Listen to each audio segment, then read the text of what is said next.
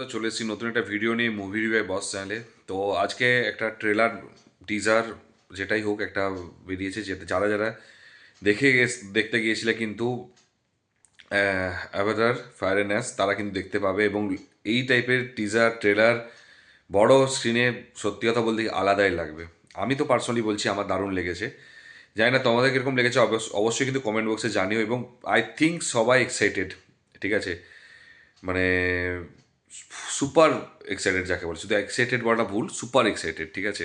তার কারণটা হচ্ছে যে ক্রিস্টোফার নোলান, যারা যারা ইংলিশ মুভি হলিউড মুভির হচ্ছে ফ্যান, তারা তারা ক্রিস্টোফার নোলানকে জানে কোন লেভেলের ডিরেক্টর, ঠিক আছে? সে ইনসেপশন হোক, সে ইন্টারস্টেলার হোক, ব্যাটম্যান ট্রায়োলজি হোক, মানে যেটা হচ্ছে যেটা কিন্তু রিসেন্টটা না, যেটা হচ্ছে পুরনো, যেটা হচ্ছে ক্রিশ্চিয়ান বেলের যেটা, বা হচ্ছে ডানকার্ক হোক, বা সে হচ্ছে ওপেন হিমার হোক, তো মোটামুটি ক্লাস লেভেলের যদি কোনো মুভির যদি কেউ ফ্যান, আর সবাই জানে বলিউড হচ্ছে ক্লাস লেভেলের মুভির অনেক ফ্যান আছে, তো তাদের জন্য হচ্ছে ক্রিস্টোফার নোলান হচ্ছে মানে গুরুদেব, ঠিক আছে? আমি পার্সোনালি বলছি, আমার ফার্স্ট মুভি যদি হ্যারি পটারের পর যদি ইংলিশ মুভি দেখা শুরু করে থাকি, সেটা হচ্ছে ব্যাটম্যান ট্রায়োলজি দিয়ে, এবং সেটা থেকে আমি ক্রিস্টোফার নোলানকে আরও ভালো করে চিনতে পারি এবং কোন লেভেলে মুভিটা নিয়ে যেতে পারে সেটা বোঝা যায়। ইভেন প্রেস্টিজও আছে, সরি, মানে মানে ফার্স্টে ক্রিস্টোফার নোলান দিয়ে শুরু করেছিলাম, তো ব্যাপারটা হচ্ছে তারপরে অনেকে ওই জন্য ইংলিশ মুভি কী হয়েছে, হলিউড মুভি পারে ভালো লাগেনি, তার একটাই কারণ, কারণ আমি ফার্স্টে টপ লেভেল থেকে শুরু করেছি। তো এই মুভিতে হচ্ছে তার সাথে হচ্ছে এক মানে দারুণ অ্যাক্টার রয়েছে, ঠিক আছে? তাদের মধ্যে হচ্ছে টম হল্যান্ড রয়েছে, রবার্ট প্যাটিনসন রয়েছে, বা হচ্ছে ম্যাট ডেমন রয়েছে। এবং ম্যাট ডেমনের অ্যাক্টিং এইটাতে যদি বলা হয়, এইটুকু টিজারে যে অ্যাক্টিংটা দেখিয়েছে, যে দারুণ লেগেছে, দারুণ। এবং টম হল্যান্ডও ভালো, সেটা নিয়ে বলবো না, বাট মানে ম্যাট যে ইয়ে করেছে, তো সেই অ্যাক্টিংটা আলাদা লেভেলের লেগেছে। ম্যাট ডেমনের যে অ্যাক্টিংটা আর দুর্ধর্ষ লেগেছে। এবং তারপরে হচ্ছে যেটা মিউজিক, এটা যে মিউজিক, তো মিউজিকটা হচ্ছে যে আহ, মানে যে ওপেন হেইমারের মিউজিক যেটা ছিল, সে মিউজিক ডিরেক্টরটা হচ্ছে মানে সে হচ্ছে এখানে করেছে, এবং এত সুন্দর মিউজিকটা দিয়েছে, এত মানে টান টান উত্তেজনা, একটা থ্রিলিং একটা ব্যাপার আছে, সেগুলো সেগুলো এই মিউজিকে দেখা গিয়েছে। এবং সত্যি কথা বলতে কি, সেগুলো কিন্তু দারুণ মানে মনে দাগ কাটবে।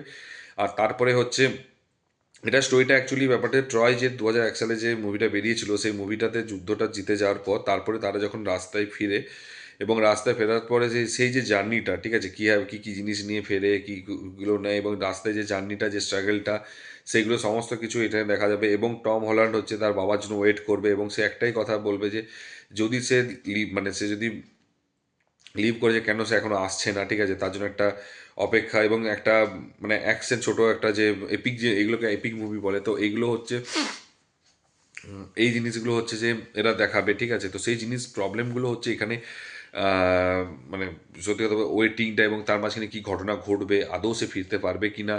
তো যদি, কারণ ওডিসি যথেষ্ট একটা বড় উপন্যাস এবং যথেষ্ট বড় নোভেল, যেটা ঠিক আছে, সেটা বোঝার মতো, সত্যি কথা বলতে কি আমি পার্সোনালি বলছি, আমি পারিনি নোভেলটা পুরোটা দেখতে। আমি যেটুকু হচ্ছে ইউটিউব থেকে দেখেছি, বুঝেছি ইংলিশে, হিন্দিতে, এবং তারপরে হচ্ছে অরিত্রদার একটা ভিডিও রয়েছে, যেটা হচ্ছে আমি দেখেছিলাম। তো সেটার যে কেউ যদি বাংলায় দেখতে চাও, যদি ইজিলি বুঝতে চাও, তাহলে কিন্তু ওই সত্যি ওটা দেখতে পারো। কিন্তু ওই ভিডিওটা কিন্তু খুব সুন্দর করে বাংলায় জাস্টিফাই করেছে। ইংলিশও আছে, যদি ইংলিশও যদি দেখতে চাই কেউ, সেটাও কিন্তু খুব সুন্দর ভিডিও ইউটিউবে রয়েছে। কারণ নোবেলটা হচ্ছে itself a very tough and very difficult. কারণ কারণ হচ্ছে যে ক্রিস্টোফার নোলান সেই টাইপেরই মুভি চুজ করে, যেগুলো হচ্ছে ইজি নয়, যেগুলো হচ্ছে একটু টাফ হয়, যেগুলো একটু ডিফিকাল্ট হয়, সেগুলোই নেবে। এবং যেগুলো স্পেশালি নন লিনিয়ার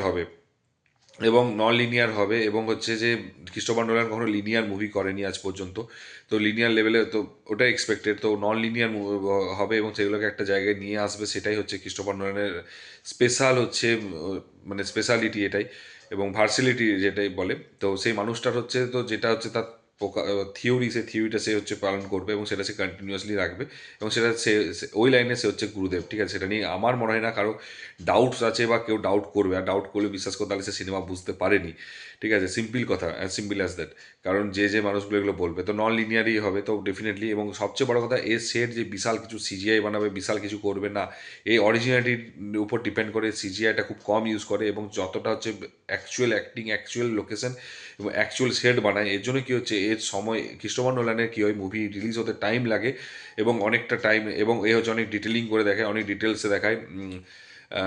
অনেকটা কিছু মানে ডিপ মানে অনেকটা গভীরে যে জিনিসটা থাকে সেই জিনিসগুলোকে দেখায়। তো এই জন্য হচ্ছে এই এই মানুষটার মুভি আমাদের এত পছন্দ সবার। ঠিক আছে? তো যদি আমি একটা কথা বলবো, এরপর তো অনেক ক্লিপস আসবে, সেটা নিয়ে চাপ নেই। তো যতগুলো ক্লিপসই আসবে একটাই কথা বলবো যে ক্রিস্টোফার নোলানের মুভি আশা করছি মনে হয় না কেউ মিস করবে, ঠিক আছে? অ্যাটলিস্ট আমি তো না। কারণ আমি হচ্ছে ব্যাটম্যান ডেফিনেটলি হলে দেখতে যেতে পারিনি, সেটা আমার ব্যাড লাক। ইন্টারস্টেলার হোক বা ডানকার্ক হোক বা ওপেন হেইমার হোক, ঠিক আছে, প্রত্যেকটা আমি হলে দেখেছি। তার কারণ যখন থেকে অ্যাকচুয়ালি মানুষটাকে ভালোবাসা শুরু করেছি, কিছু কিছু অ্যাকচুয়ালি ডিরেক্টরের মুভি অটোমেটিক্যালি ভালোবাসা চলে আসে, তো সেইগুলো হচ্ছে দেখতে যেতেই হবে, সে যত টাকাই বাজেট হোক। তো এটুকুই বলবো যে আমি তো বিভৎস হ্যাপি। গ্রাফিক্স হোক, সিজিআই হোক, অ্যাক্টিং হোক, সেট হোক, মিউজিক হোক, অ্যাক্টিং হোক, এক্সপ্রেশন হোক, সবগুলোই দারুণ। এটুকুই বলবো। এবং যদি একটা পার্সোনালি বলবো, যদি কেউ এই মুভিটা দেখতে যায়, আমি দুটো কথা সাজেশন দেবো। একটা হচ্ছে এই মুভি যেটা আছে সেটা দেখে নিও প্লিজ, এটা রিকোয়েস্ট। আর সেকেন্ডটা যেটা হচ্ছে আহ, মানে সেকেন্ড যেটা আছে সেটা যে 2004 সালে যে ট্রয় যে মুভিটা আছে, প্রায় 21 বছর আগে, অ্যামাজন প্রাইমে রয়েছে। তো সেই মুভিটা যদি দেখে নাও আরও বেটার হবে। আমি 2001 বলেছিলাম, তার জন্য সরি।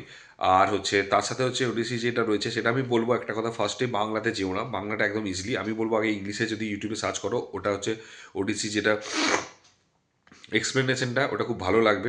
তারপর যদি বুঝতে প্রবলেম হয় হিন্দিতে এসো, কারণ ডিটেলসে কিন্তু আমি একটা পার্সোনালি বলবো, ইংলিশে যেটা করেছে সেটা কিন্তু হিন্দিতে বা বাংলাতে দেখতে পাবে না। আগে হিন্দিতে দেখে এসো, তারপরে অবশ্যই আগে ইংলিশে দেখে এসো। যদি বুঝতে না পারো তাহলে অবশ্যই হিন্দি বা বাংলাতে যেও, কারণ ডিটেলিং তারপরে মুভিটা দেখতে যেও, তাহলে কিন্তু ইন্টারেস্ট পাবে এবং জানতে পারবে। ঠিক যেমন হচ্ছে আমি একটা কথা জাস্ট বলতে চাই, জাস্ট এটা যদি এর সাথে নয়, যেটা হচ্ছে মানি রত্নমের মুভি ছিল PS1। যখন মুভিটা বেরিয়েছিল, সত্যি কথা বলতে কি, আমি হচ্ছে বিনা মানে চোল সাম্রাজ্য বা এইসব ডিটেলসগুলো কিছুটা বেসিক ডিটেলস না জেনে আমি চলে গিয়েছিলাম। আমার যতটা ভালো, ওই জন্য কি হয়েছে, অনেকটা বুঝতে অসুবিধা হয়েছিল। কিন্তু যখন বাড়িতে এসে একবার দেখলাম, একটা জাস্ট অডিও বুকটা শুনলাম ইউটিউবে, তখন কিন্তু তারপরে দেখতে পেলাম যে খুব ভালো হয়েছে।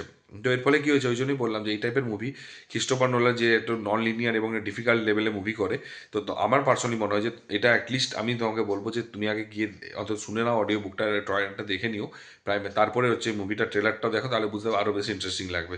তো এই হলো আমার রিভিউ। তো আশা করছি সবার কার কীরকম লেগেছে সেটা অবশ্যই কিন্তু বলো, মানে বড় স্ক্রিন আর ছোটো স্ক্রিনের মধ্যে ডিফারেন্সটা কী সেটা বলো, যদি বলতে পারো বলো অবশ্যই কমেন্ট বক্সে। আর কেমন লেগেছে ট্রেলারটা সেটা অবশ্যই জানিও ওভারঅল। আর হচ্ছে যদি ভিডিওটা ভালো লেগে থাকে তাহলে লাইক কমেন্ট শেয়ার করে দিও, আর যদি চ্যানেল নতুন হতো একটু সাবস্ক্রাইব করে দিও। তো দেখা হচ্ছে পরের ভিডিওতে, ভালো থেকো, take care, tata, bye by.